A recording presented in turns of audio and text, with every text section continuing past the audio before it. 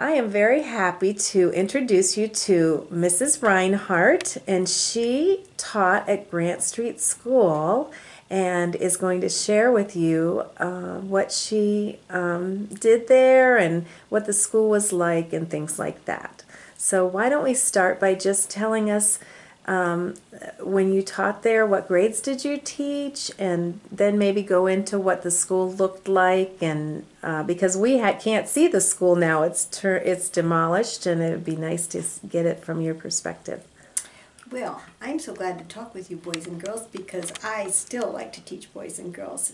And I had such a great time at Grant Street School. I was there for a long, long time. I think it might have been about 27 years, 26 or 27 years, and I taught a lot of grades while I was there. I taught kindergarten for a lot of years, and I taught third grade for a lot of years, and then I taught sixth grade, and then I taught fifth grade, and then I taught third and fourth grade together. We called it a multi-age class. And then I went back and taught third grade. And it wasn't because I didn't like any of those grades that I changed, but we would have different numbers of children, and sometimes we didn't have enough, sometimes we had too many children for one class, so then somebody needed to take another class of the same grade, and then those children would move on up to another grade, and sometimes I ended up finding that I needed to move up with them, or I would need to skip a grade and then move up, just because of how the numbers of children, the population changed. So the good thing was I got to teach a lot of different grades, and the really good thing was I got to have a lot of different rooms. And my husband and I often painted the classrooms because they kind of needed sprucing up, and we did a lot of things to make it fun for boys and girls. In fact, I had a bathtub in my classroom for lots and lots of years, and we moved it from one room to another because it was a place where children could read. They could have their independent reading time, or they could sometimes do flashcards in the bathtub, or sometimes they would just be in there with a reading partner and read to each other. We used it for lots of different things. I also had a funny thing called a teepee, but it wasn't really a teepee. It was sort of a triangle plywood thing that had holes like Swiss cheese, and the children could climb in the hole and read in there. And it was big. It went clear up almost to the ceiling, and Grant Street had really high ceilings because it was such an old building. Did you know that Grant Street was built in 1890? That was a long, long time ago. And guess what? Ever since 1890 until the day they bulldozed that building, there were boys and girls learning in there every single year. It was just amazing. So it was a really old-fashioned building. Like when it was first a new school, they didn't even have indoor toilets. They had to go outside to go to the bathroom. But I wasn't there at that time. I was there when they had toilets flushed and everything. But our bathrooms were kind of old. They were down in the basement, and they weren't wonderful, let me tell you. They provided the service that was needed, but they weren't so great. But anyway, so the building was funny in another way because it was kind of a big square brick building.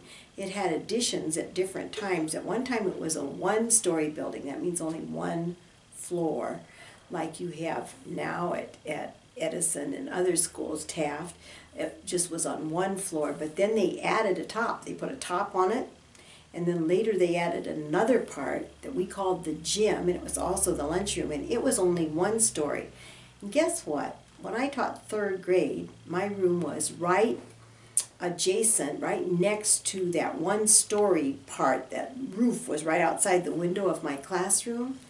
And you will never believe it, but one time, the first week of school, when it was so hot, remember how hot it always is in August? They put tar on the roof of that one-story building, and then we had to close the windows because it smelled so bad. It was such a no fun way to start school.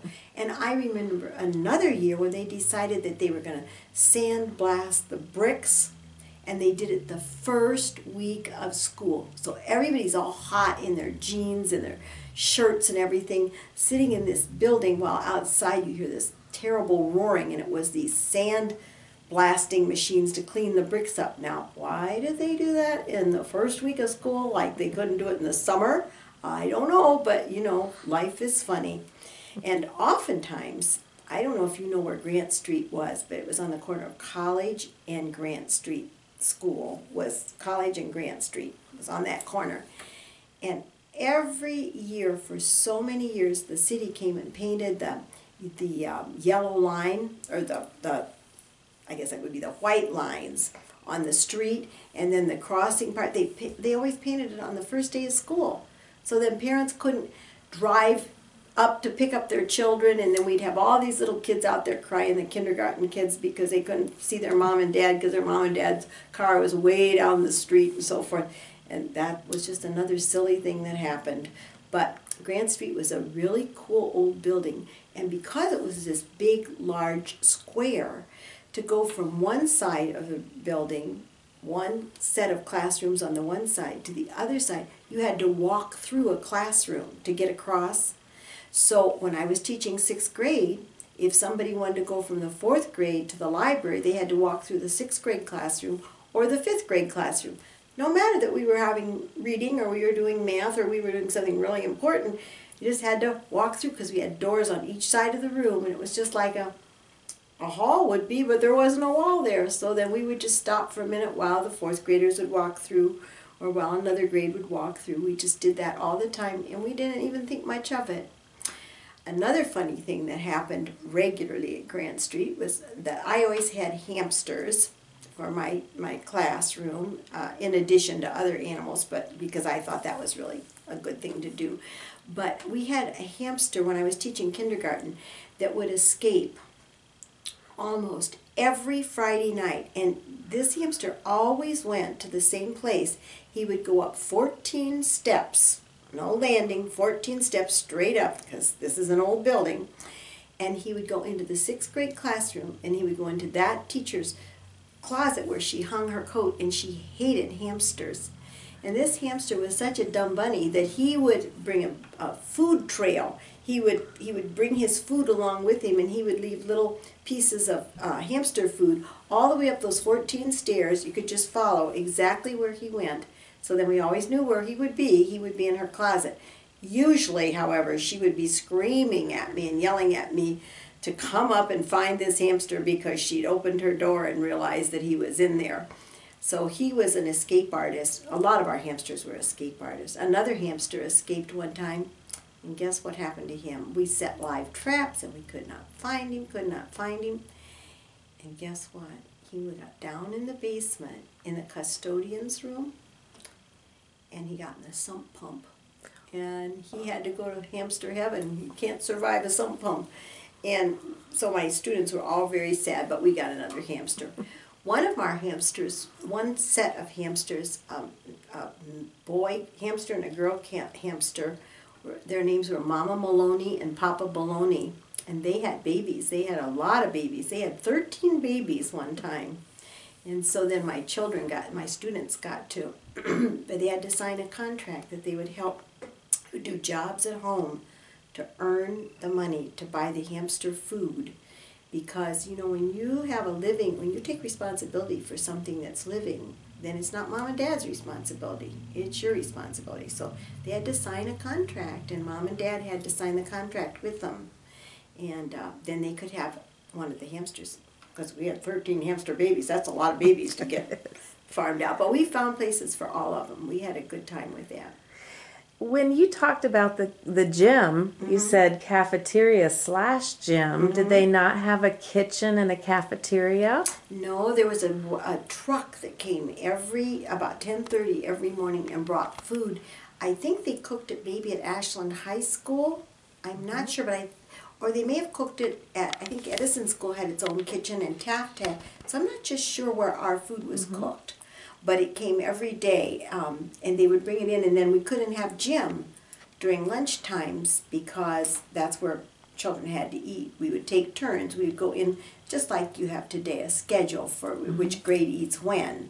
Okay. But it took from about 11, I want to think maybe 11 until 12:30 or 1 to feed everybody, so our gym classes couldn't be scheduled during that time when the weather was bad. Now, you had recess, right? We did. We had, how many recesses did kids have? well, it might be a little different from today. We had always 10 minutes in the morning, and sometimes it was a little more. But that would include restroom break, because we didn't have toilets in our classroom. You had to go clear downstairs, like 2 stories down, to go to the bathroom because it was down in the basement. So we had a 10 or 15-minute recess in the morning. Then we had lunch recess. That wasn't very long. I'd have to think. I think in the end it was probably only about 10 or 12 minutes, maybe 15 after children ate. And then we usually had an afternoon recess too. Okay. Because we thought at the time, and I still kind of think, that boys and girls learn better when they get to run around a little bit and blow off steam. It's kind of a brain break. I always thought we sort of saved time, but that was just what I thought. But my children had to earn their recess. They had to have their work done, and they had to be good workers and good thinkers, and not just getting through stuff just to get through. Or then they didn't get to have their recess. They could bring their work outside and sit on the bench and do it. But we didn't have just somebody that was out there in charge all the time. The teachers, or I chose to go out with my students for their Now, recess. you were there when the building closed, correct? I was, yes. And did they do any kind of celebrations Oh, or yes. anything? Yeah. And how did people feel about that when they heard that it was going to close? Well, first of all, let's talk about the celebrations, and then if I forget to come back to feeling about the closure, you can talk to me, remind me. But when the Grant Street School was 100 years old, we decided we'd have a great big birthday party, and a television station came down from Cleveland and videotaped this whole thing and put it on TV. And we made really big plans. We had such a good time. I was teaching 6th grade at that time, and my children, we got all excited about doing this, so my children agreed they would dress up in old-fashioned clothes. Even my 6th grade boys did that, and the girls, and the boys did soap carvings. They carved things out of soap, and the girls made, I got material for them, and they made samplers, like old-fashioned samplers that little girls used to do the ABCs on stitching. I taught them how to stitch, so they made those in their free time so that they were ready for the celebration. And then we all dressed up. We had a pot-bellied stove in the library, and I bought slates, little blackboards for each child, and we put our seats all in long rows, which we didn't usually do because that was the old-fashioned way to teach. And so that day, the day of the birthday party, we did all old-fashioned kinds of things. We had a spelling bee, and we did ciphering. That's really math. But we did ciphering. We did all kinds of those kinds of things. And then we had learned a lot of old-fashioned songs, folk songs from early days of America, like Old Susanna and Yankee Doodle.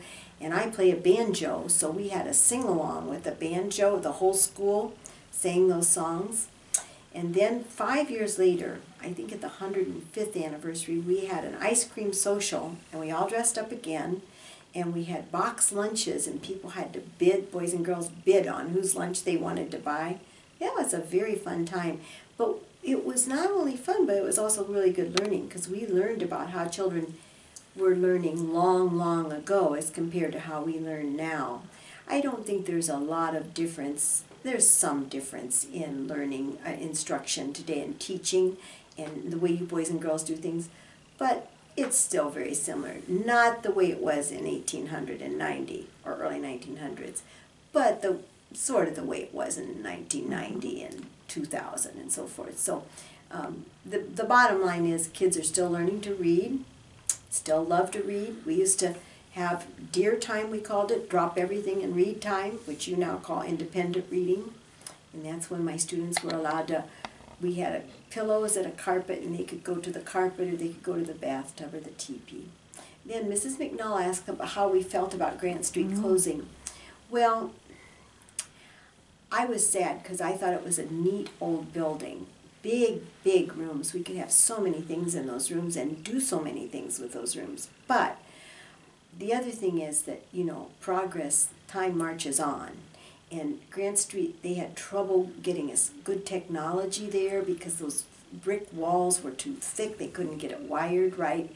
There were a lot of things, and you either froze or sweat all the time at Grant Street School. You just never knew which it would be, but we had real old-fashioned heating, and it wasn't very satisfactory. Hotter than hot in the summer because we didn't have cross ventilation in any of the rooms because it was built on a square and they were built around the outside. So it's too bad, but you know, there's a beautiful new building there and it's still educating big boys and girls now, but I think it's a good thing that we're getting rid of some of these old buildings because I think you boys and girls deserve nice new buildings. And I think it would be a shame to say, oh, well, we want to keep these old buildings because they're old.